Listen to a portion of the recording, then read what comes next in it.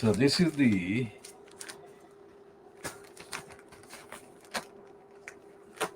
KhoodeelaarTV television channel being broadcast online, that is only on the internet, from London, UK on 15th of March 2021. And this is page 13 of the Daily's Boris propaganda graph. And I got this character called Campbell. What's his name? Campbell McDiarmid. Now, Campbell McDiarmid is the latest one to stage a kind of exclusive access to Shamima Begum in Syria, in the Syrian camp. The others have been Anthony Lloyd of the Times and Rohit Kachru of the ITV News television. And in this piece, Campbell doesn't really add any substance really to the issue. But substance is not the characteristic of Fleet Street. And Campbell is saying that the woman who is called the camp manager in the camp that Shamima Begum now is in, is warning that her biggest concern is that children growing up in the camps, abandoned by their governments, and when they grow up, they will hate their homeland. And this will have consequences, she said. And he's also quoting a woman from the American University, Harvard, Vera Mironova. Now, Vera Mironova sounds like an Eastern European name, especially connected to the Russian linguistic group. And the main heading in the Telegraph is Begum rejects IS dress code as she looks to the West. Now, she may be looking to the West, and we have no comment about her dress code and all the other things that she has been undergoing or appearing in, except to put this on the record as note, evidential reference. We are not making any comment about anything attributed to her by this Campbell McDiarmid. What we are saying is that this is a record, this is an actual acknowledgement of the existence of this young person, Shamima Begum, contrasted with the zero entry about her on the website of the Tower Hamlets Council, her home council, Tower Hamlets in East London. We checked, just for the evidence, fact-checking, we checked the website, Tower Hamlets Council website, and it said, the result said that there was zero result for your query.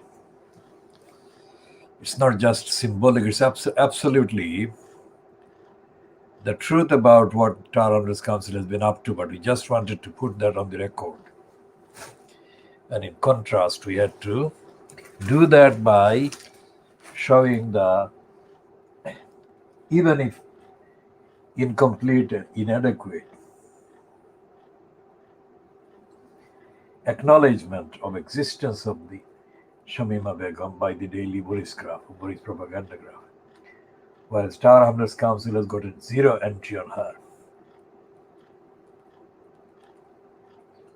And it is not clear whether Tower Hamlets Council ever had any entry about Shamima Begum in the context of the current discussion. And this is going back to reiterating the demand that Hrs Council begins to deliver the support and the services that it has owed Shamima Begum and the other children when they were children between October 2010 and up to February 2015. And we include in the list of liabilities the safeguarding children duties that they failed or neglected to carry out and discharge, and other issues that were related to the exposure of Shamima Begum and the other three girls to the series of activities and contacts and communications that put them in that position of going to Syria or going out of this country by various kind of uncertifiable, uncertain, and unsafe ways and means. And these children being betrayed by Hrs Council are owed, first of all, the apology, owed explanation, and owed damages for the life-destroying negligence done by Hrs Council. So that is, none of that is even acknowledged by Campbell McDermott or by Rohit Kachru or by Anthony Lloyd or even by Frederick Forsyth. These are four kind of persons, all male and all involved in the mainstream Fleet Street or mainstream television, ITV, Rohit Kachru, Anthony Lloyd with the Times, and this Campbell McDermott today with the Boris Graph, and Frederick Forsyth, of course, with the Daily Express, Beaverbrook's legacy of poisonous racist lying. But it's extraordinary that Frederick Forsyth has been connected with that kind of title and yet has been allowed to publish at least two items that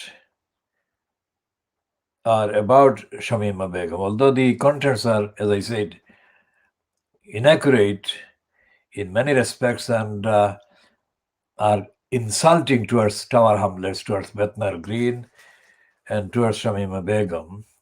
The fact that he actually disagrees with the ruling, rubber stamp ruling by the Supreme Court, is of referential, evidential kind of significance.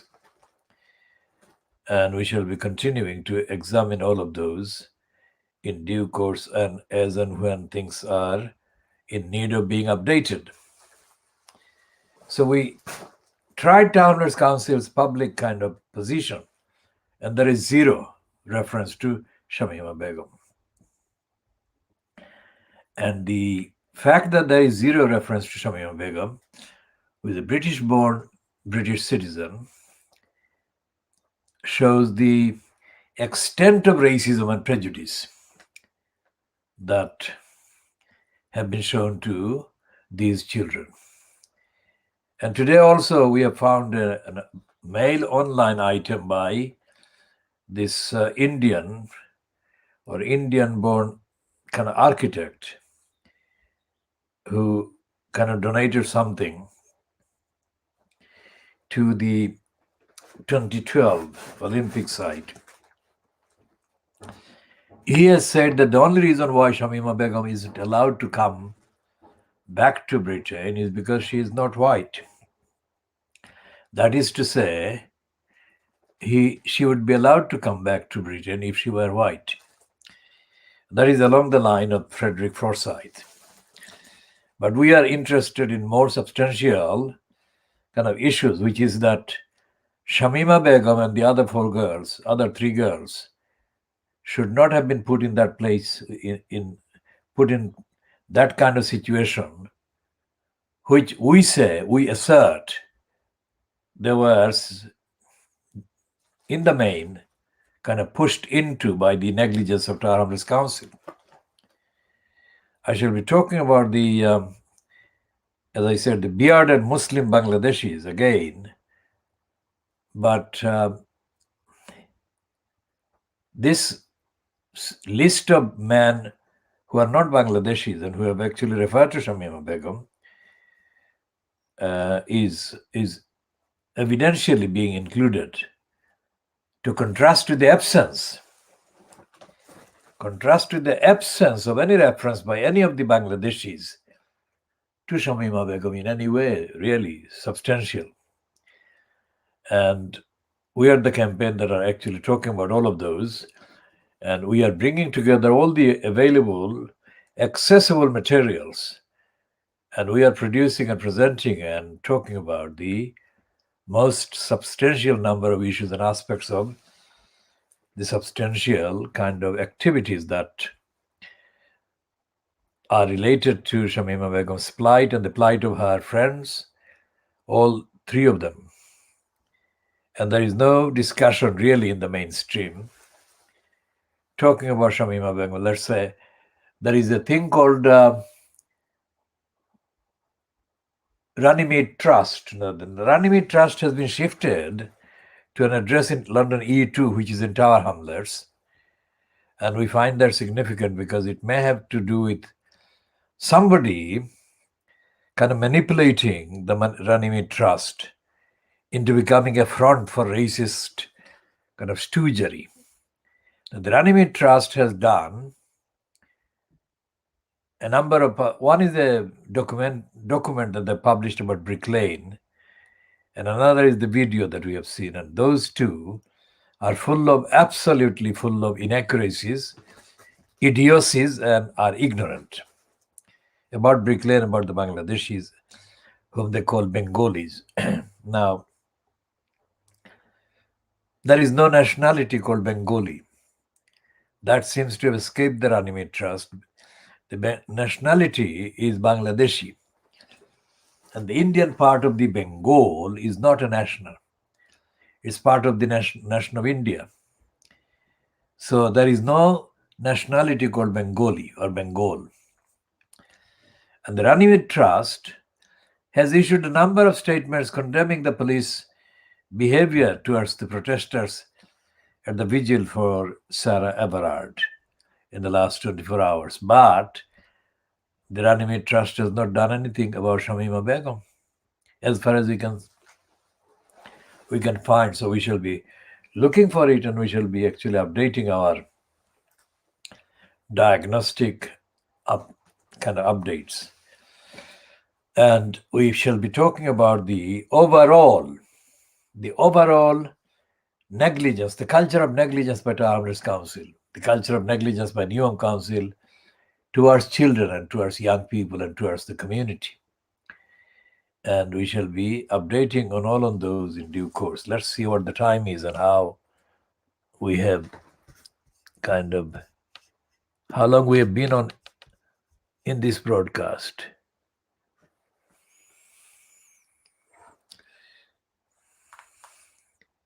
So it's been about 10, 12, 15 minutes, I think. We should go on a bit more.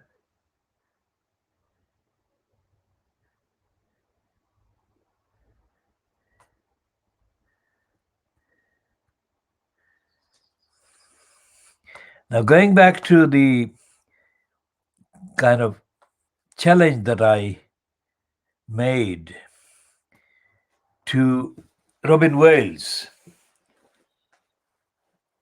during a live kind of debate with him, aired on the satellite channel, which is now defunct. And this was the date, 14th of March 2018. I covered a number of areas, including the constitutional law and housing and Robin Wales's lying and Robin Wales's kind of culture of intimidation to the elected councillors who were completely kind of gagged, that is to say, prevented from speaking their minds about any of the aspects of the policy. So when I told Wales that he was running a dictatorial regime and that he, Wales, Robin Wales, had intimidated the councillors on the Neom Council, and that he had created an anti-democratic council, unaccountable council. Robin Wales had no idea, absolutely no idea about the accuracy or the need for accuracy. So he blamed me for saying that Newham's people were backward and corrupt. I never said that. I said the Newham Council was the worst council in terms of lack of democracy under his regime and his frontage, because Wales had been first elected to that post of corrupt post of mayor in 2002. And we were talking about all of that in 2018. So take away 2, and it's 16 years. So I was actually referring to 16 years of Robin Wales's anti-democratic behavior. And Robin Wales never understood democracy, and he never challenged me on that program about democracy or my definition. What he did was he was lying. He was totally in denial, and he was saying that my condemnation, my analysis, my diagnosis of his role as an anti-democratic, intimidatory dictator in post of elected mayor, he misrepresented that and said, I was saying that the people of Newham were corrupt and undemocratic. Now, if he couldn't understand, or if he couldn't accept a statement that I made on air, only literally 2 feet away from him, then how could it be expected that he would understand the thousands of complex kind of statements and communications about hundreds of thousands of wrong decisions that the Newham Council bureaucracy was engaged in perpetrating and had perpetrated over the 16 years of his corrupt, dishonest, unaccountable, anti-democratic incumbents in the post of that corrupt post of mayor. He could not. And as the newspapers today are showing about the state of being denial, state of being in denial, or the state of being in denial by the current Commissioner of the Metropolitan Police, Cressida Dick, then it follows that the entirety of this country, or the entirety of the governments, local government, regional government, central government, and the police, because the police are, those who don't know, the police are not treated as part of the government. Although police are controlled in terms of money and other kind of semi-surreptitious ways by the UK Home Office or Interior Ministry. But the overall policy of the police, the autonomy is actually linked to the existence of the monarch or the monarchy. And as the monarchy happens to be plunged in kind of serious allegation of racism, where can anyone find any transparency and moral guidance and ethical guidance for the police or the policing? Almost all the comments about the police behavior on Saturday against these women protesting, paying respect to the victim of the murder, and I think I will repeat this, sexual assault and possibly rape of Sarah Everard. Even the Daily Mail today has no option but to say that it was a shame. they even shamed the police. And this woman lying on the ground under the police is Patsy Stevenson. And Patsy Stevenson has been, featured in thousands of front pages across the world. This is something that has been one of the most highly circulated images. And the Metropolitan Police has been shamed by even the Daily Mail, which is absolutely remarkable. And what we said earlier in part A was that it is absolutely true that the police are coming under this kind of criticism. But is it also inevitable, or is it going to follow from this that the police will be changed? Change has been overdue for a very long time, but change has not been enacted or brought about because of the constitutional anomalies on the one hand and because of the moral bankruptcy of the Labour Party on the other. The Tories have no morality anyway to begin with. But the Labour Party, which was founded to infuse some kind of morality into politics, has been kind of murdered by creeps and criminals who have been controlling it. As I said some time ago about a Labour member of the House of Peers, Fanar Brockway. And the Fanar Brockway was invited at the beginning of the 1980s as a celebrity guest to open the Kobe Nazrul Centre in Brick Lane in Hanbury Street. But Fanar Brockway, when he gave his so-called kind of celebrity chief guest's speech, he came across as an absolutely ignorant moron. He said, remember the Kobe Nazrul Centre was set up in Brick Lane and named after the national poet of Bangladesh allegedly in order to provide cultural resources and cultural services, including a library to the local Bangladeshi community. So it was mainly a Bangladesh-based, kind of Bangladesh-originated, if you like, cultural effort. But Fanar Brockway, first of all, spoke in Urdu.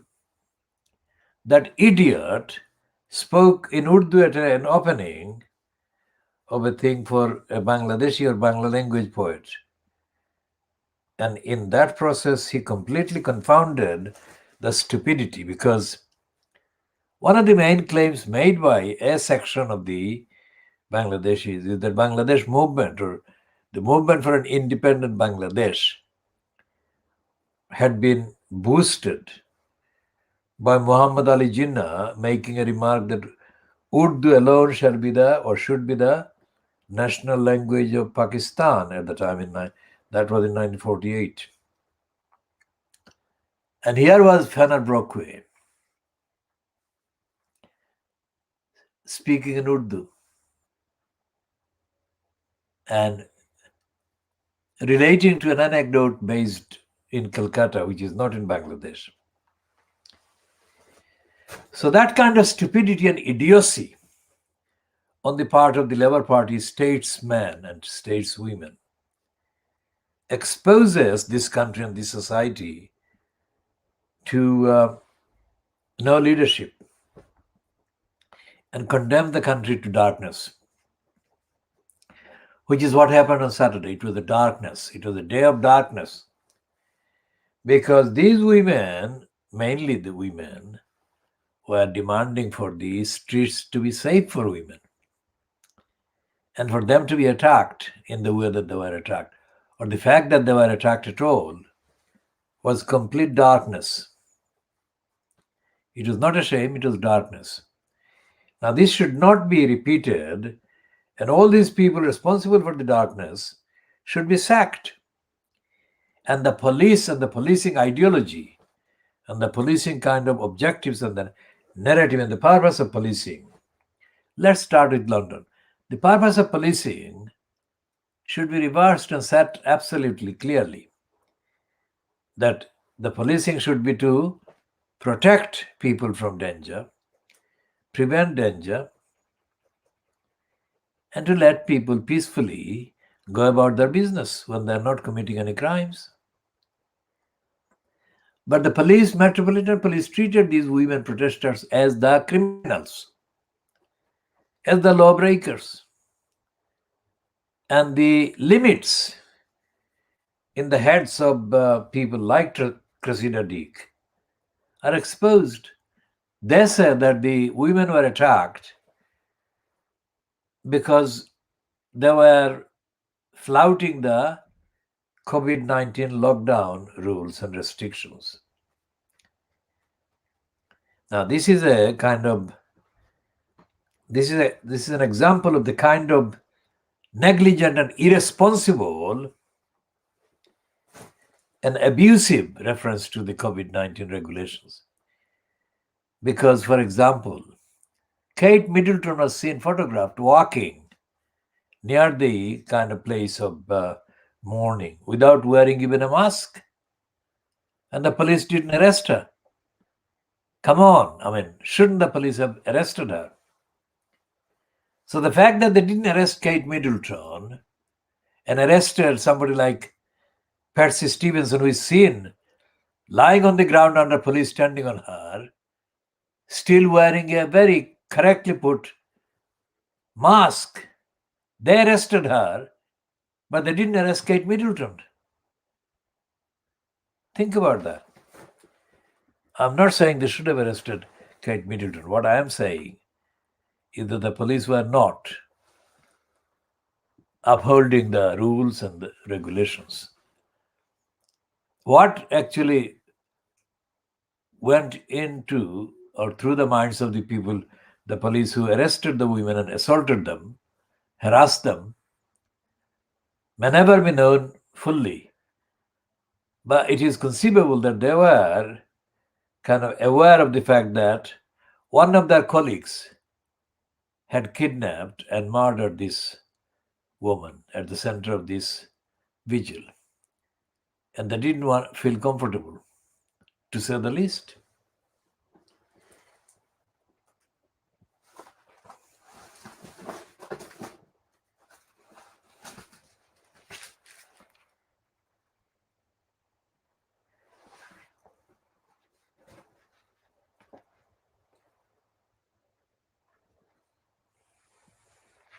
So what we saw on Saturday in the behavior of the police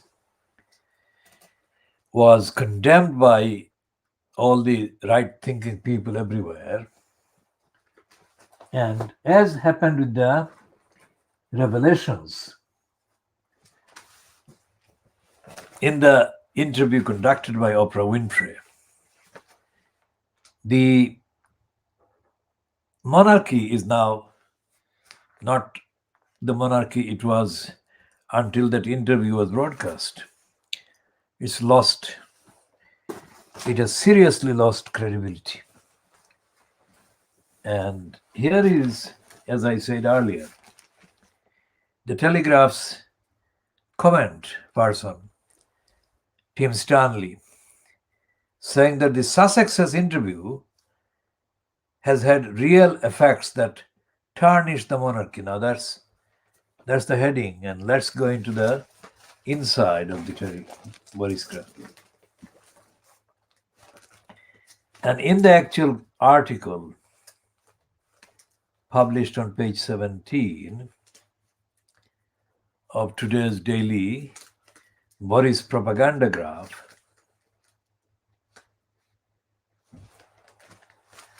Tim Stanley is saying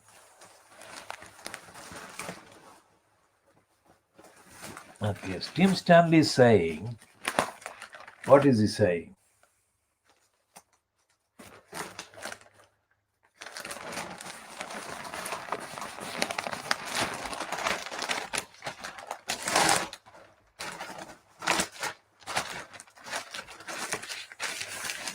Tim Stanley is saying Meghan's dramatic words have real world effect.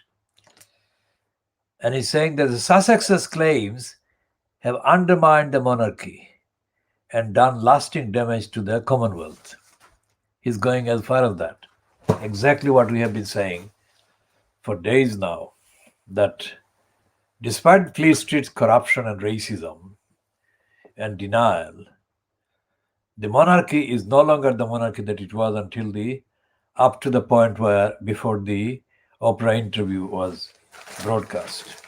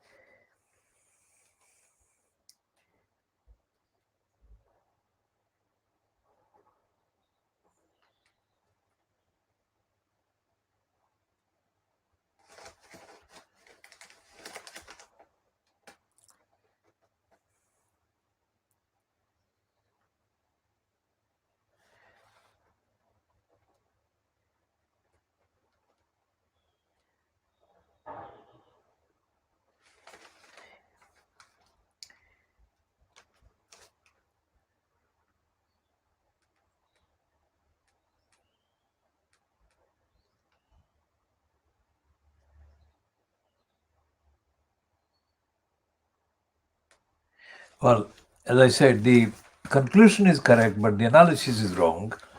And the analysis is bound to be wrong because Tim Stanley is part of the stoogeocracy in the Fleet Street about for the monarchy and the races. And his line is not changed, except that his kind of one observation is correct, that the Commonwealth will not see the monarchy in the same light as before. But I don't expect anyone, including the likes of Tim Stanley, to get it right and to say the truth. We are saying the truth, and we have actually been vindicated throughout. And what is happening here in the mix of all this, on the one hand, the police brutality against the women, showing solidarity with the victim of murder by a policeman, Sarah Everard, and the Meghan interview and the implications that will last far longer than Brenda may be around, far longer after Brenda has ceased to be in post and in power or around. The actual tussle for authority and tussle for kind of public respect internationally will be influenced by international factors. When the status of the monarchy is diminished, and the kind of claim that the monarchy makes, that it attracts £1 billion kind of worth of tourism in to this country, that will disappear significantly. And as has been seen in other fields during the COVID pandemic, many of the destinations for tourists, destinations that are absolutely kind of unavoidable and undeniably kind of unique, and they have ceased to be so unique. So it is possible that the monarchy will become like a monarchy in the Western European countries, where there are monarchs in name but not in the actual kind of substance.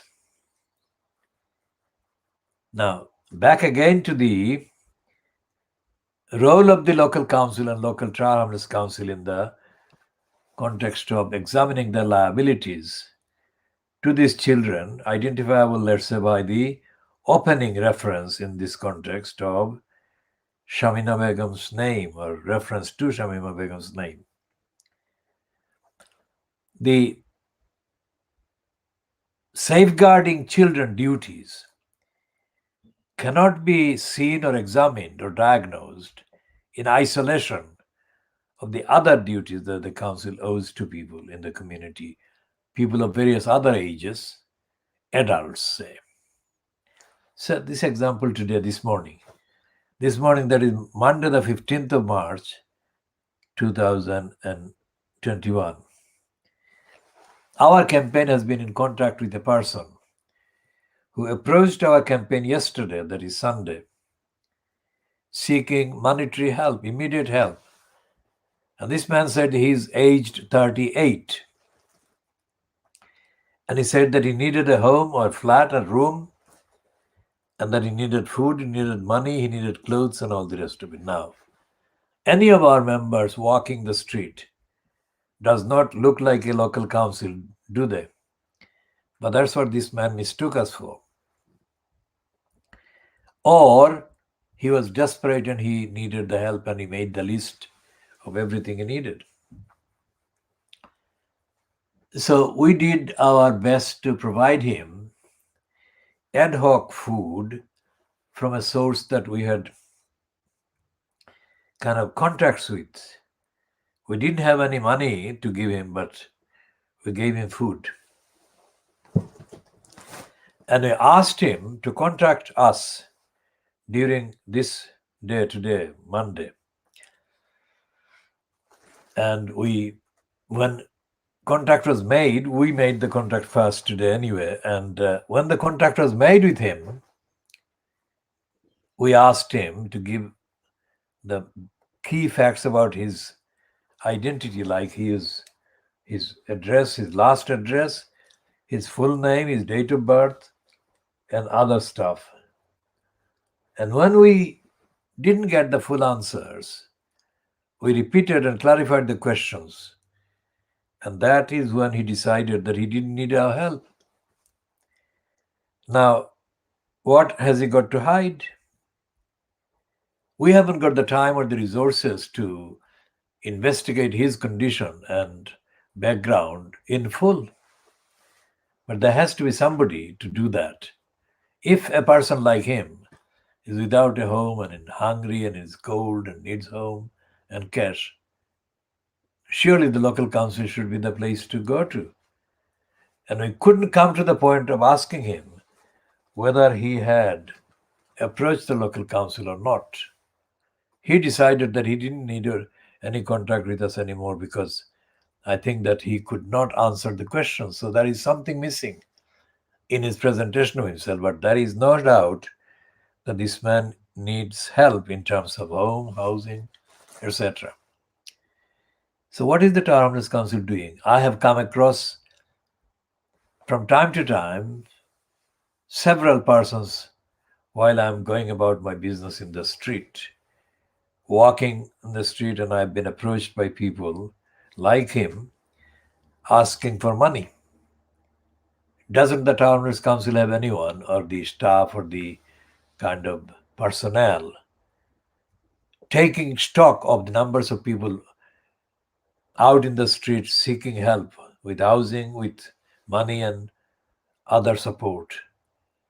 The fact that there is no one doing that, and I have not come across any evidence of Tower Hamlets Council doing any searching or asking questions, proves the Tower Hamlets Council is not only guilty of betraying Shamima Begum, but is also guilty of betraying other people who might be in serious risk of harm and are being denied the help.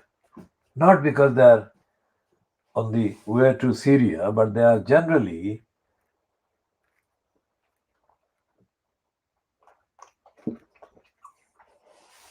homeless on the street and penniless and need of money. So what is the council doing?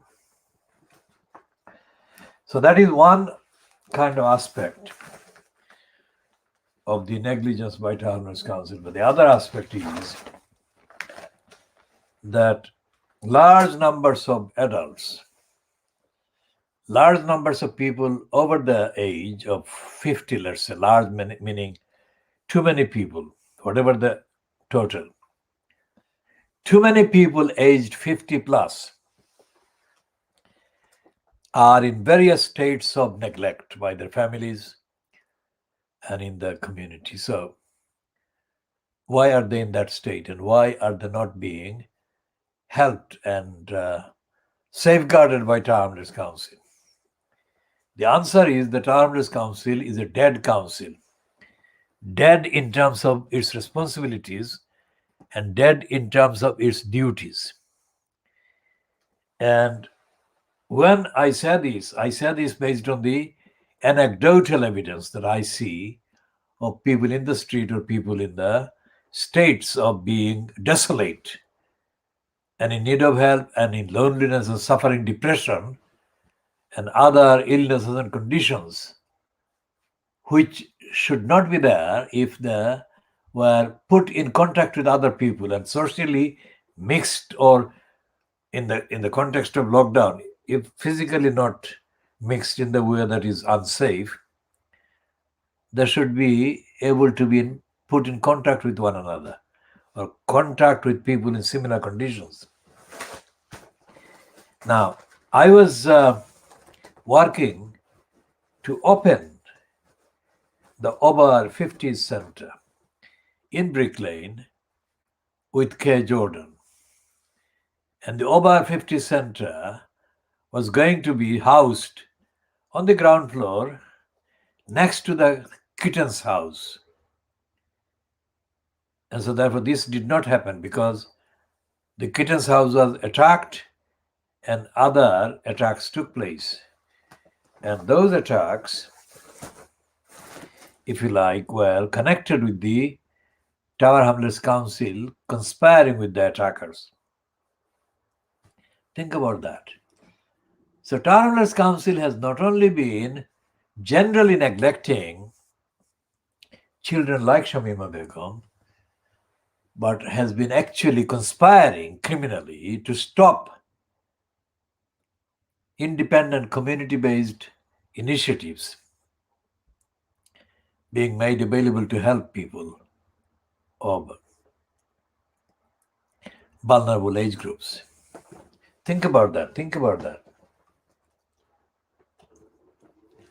So when the evidence shows, and the website of the council has proved today that there is no entry on Shamima Begum whatsoever, that the council is empty about Shamima Begum, it shows that the council is in an ordinary state, in a perpetual state of criminality, negligence, and conspiracy and corruption. Think about this, and the people that have actually expressed concern and made at least comments about Shamima Begum. Well, I say concern that applies to Frederick Forsyth, and the comments applies to the other four. And let's see what this guy that donated this thing to the 2012 Olympic has said.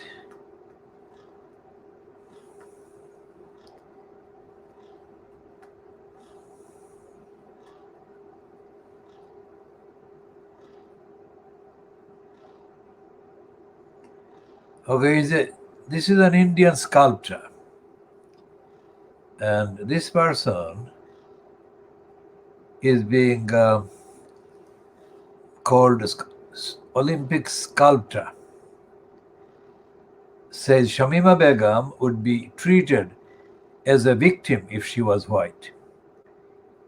Miss Begum was 15 when she and two other East London schoolgirls traveled to Syria to join the so-called Islamic State group in February 2015.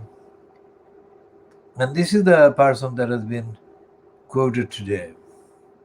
Olympic sculptors are Anish Kapoor, has slammed the UK's treatment of Shamima Begum, calling it a disgraceful indictment of our national conscience.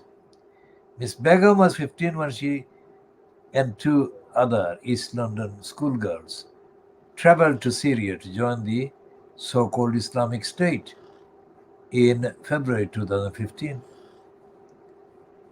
The artist said, let us for one moment imagine that four young white schoolgirls from Wiltshire were enticed to go to Syria and join ISIS. Would they be seen as terrorists or victims of terrorists? We have no doubt that we would be demanding that no expenses be spared and not a moment wasted in having them return to the safety of their homes in England. He said, Britain has shamelessly shirked its responsibility, and authorities have deliberately and knowingly removed Shamima's ability to access basic rights anywhere in the world.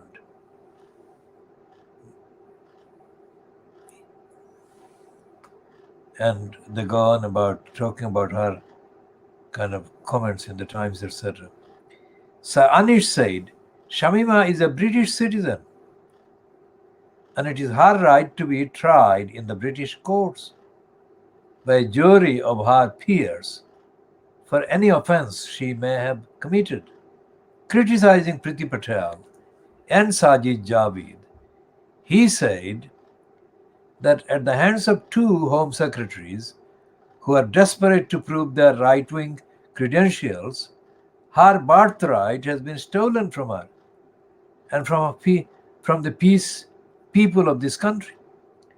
So Anish, whose Olympic Park sculpture is a famous landmark, said, this is divide and rule. The horror that sustained the British Empire for 200 years.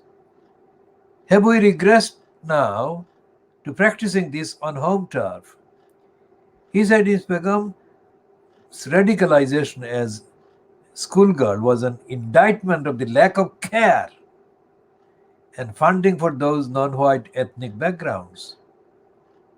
And he said in the statement, co-authored by Tasneem Akunji, Miss Begum's family lawyer in the UK, Shamima is the tragic scapegoat of a punitive, unforgiving government intent on harsh tribalization. What happened to Christian forgiveness? Does it not apply to a woman, and a dark-skinned one at that? It seems that different rules apply. He added, is it perhaps that some of us are more British than others of us? Shamima is of Bangladeshi descent. Does that change her right to British nationality? I am tempted to think it does, especially in the light of the Supreme Court's judgment. Britain needs to show compassion and understanding, and the fact that Shamima wants to come back to the UK shows that she is willing to face the law here for her past mistakes, Sir Anish wrote. Now that is, of course, Tasneem Akunji recruiting Anish Kapoor, but at least for the first time they are echoing some of the demands that we have been making since before this. And the authorities neglected Shamima Begum clearly must include the authorities of the local council, Hrs Council, that betrayed Shamima Begum, neglected her.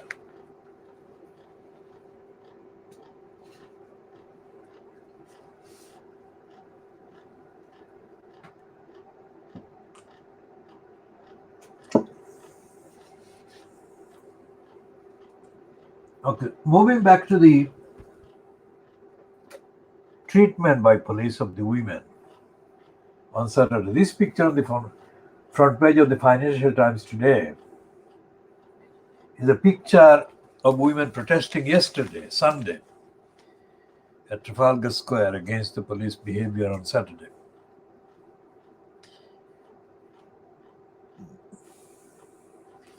Let's see what the Financial Times copy actually says. Well, they've got a piece.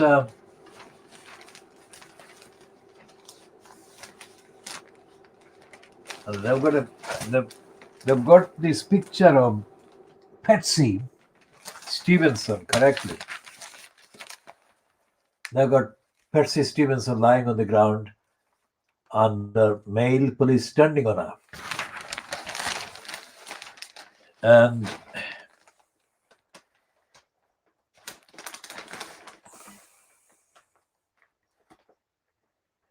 Sadiq Khan is quoted lamely.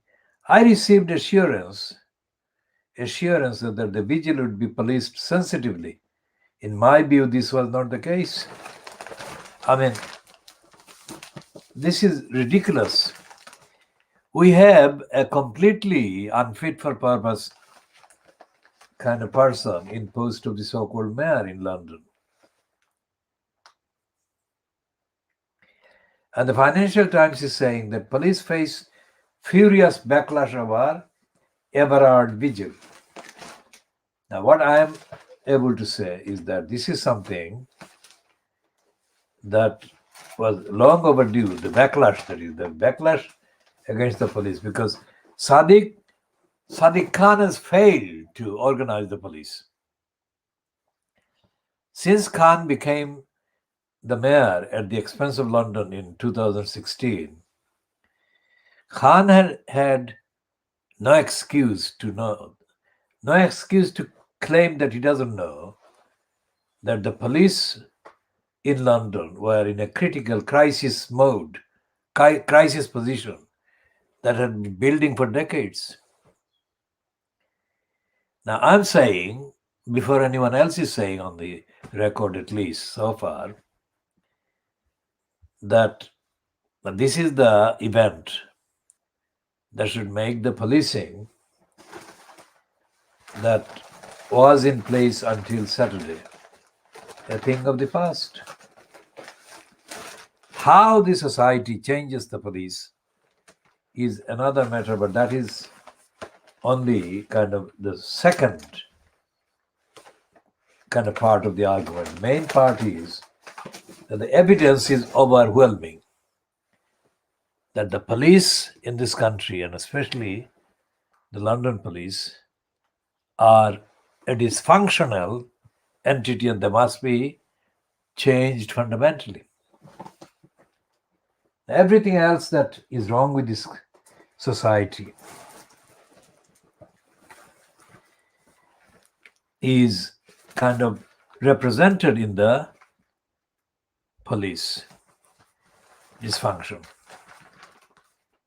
And that is, in one word or in one short sentence, this is even the daily, even the Sun says united in anger. And there is no doubt that this is the case, that anger against the police, anger among the middle class white people against the police, that is what is different.